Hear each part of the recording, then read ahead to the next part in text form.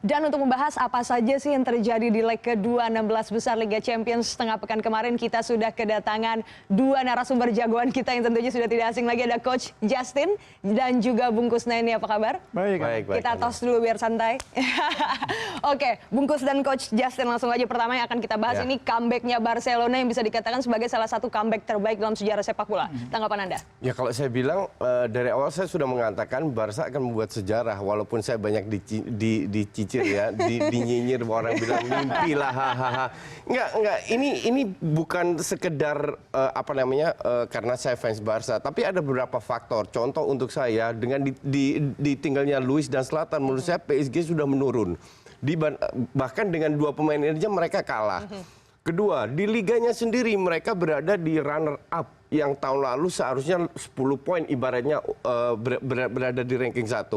Ketiga, saya melihat mental juara ini tidak ada. Karena mereka bisa dibilang tidak pernah ya lolos ke perempat final atau ke semifinal. Jadi mental yang dimiliki ini bisa dibilang masih belum teruji lah. Nah, dengan faktor ini saya mengatakan malam ini Barca membuat sejarah dan terbukti, walaupun ada faktor luck-nya ya. Bungkus? Ya, memang yang sering dilupakan orang bahwa sejak Barcelona kalah 0-4, Enrico sudah mempersiapkan diri untuk pertandingan berikutnya. Jadi bukan persiapan yang 1-2 hari, 3 minggu. Dua yang dilakukan dia. Yang pertama, persiapan dari sisi mental. Saya mundur musim ini. Itu mendorong pemain untuk main bagus sekarang, lu dapat pelatih baru nanti. Jadi mendingan main bagus sekarang, lu dapat juara, tahun depan pelatih baru gitu. Itu terapi mental. Yang kedua, terapi teknis.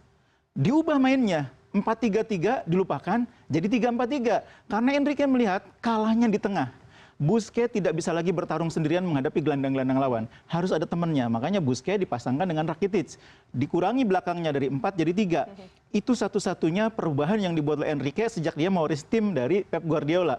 Dua terapi itu sangat mujarab. Dan yang orang tidak banyak ingat juga, hasil dari perubahan dua itu tercermin dari pertandingan di kompetisi domestik. 4 pertandingan terakhir Barcelona di domestik, 4-4-nya menang. Dan kalau soal Barcelona mencetak 5 gol, itu bukan hal baru. Barcelona musim ini sudah 10 kali mencetak gol di atas 5. Musim ini loh, musim ini. Jadi nggak aneh kalau bikin 5 gol. Cuma memang aneh juga kalau menangnya lawan PSG.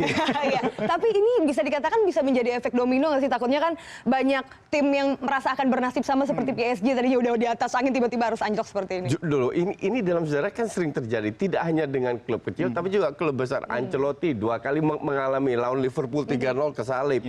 Di rumah 4-1 lawan Depor, akhirnya kalah juga. Jadi hal ini bisa terjadi. Maka dari itu saya selalu bilang, sepak bola itu tidak bisa mengandalkan skill, taktik, teknis, nggak bisa. Fighting spirit. Kalau kita melihat Arsenal sampai red card, itu tidak pernah saya melihat Arsenal bermain high press. Fighting spirit luar biasa. Di situ saya masih optimis sampai terjadi kartu merah. Ini sebuah contoh. Buru-buru banget Arsenal. Belum ya. Barca dulu kok. Jadi ini sebuah contoh bahwa kalau kita mau menang, fighting spirit ini harus tinggi. Kita lihat Neymar bermain luar biasa. Benar-benar luar biasa. Padahal tahun ini bisa bilang tidak terlalu bagus. Ini sebuah contoh buat klub-klub lain, kalau kita bermain dengan jiwa sepenuhnya, dengan fighting spirit, teknik, taktis yang benar, itu semua match bisa dimenangkan. Berarti secara teknis sebetulnya Barca ini cocok bermain dengan 3 back? Sebetulnya bukan cocok, tidak cocok. Kadang-kadang juga tujuannya apa gitu, tujuannya apa. Dan Barca menyadari bahwa lawan tim-tim yang dia hadapi di jangka waktu yang periode yang dia hadapi, itu memungkinkan dia main 3-4-3 sampai bertemu dengan PSG. Sesudah ini belum tentu juga mereka main 3-4-3 terus, belum tentu loh. Mereka lihat dulu situasinya.